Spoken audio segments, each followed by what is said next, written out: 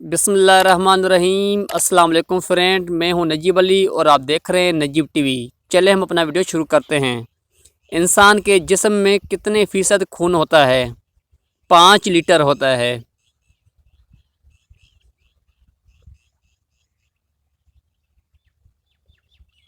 انسان کے جسم میں خون صاف کرنے کا ذریعہ کون سا ہے؟ جگر ہے۔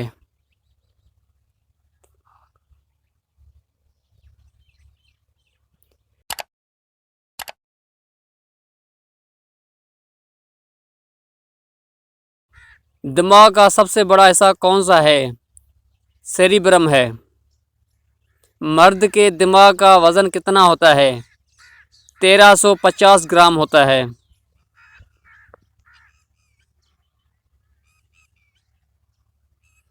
ہڈیوں اور دانتوں کے نشو و نما کے لیے وٹامن ڈی ضروری ہے۔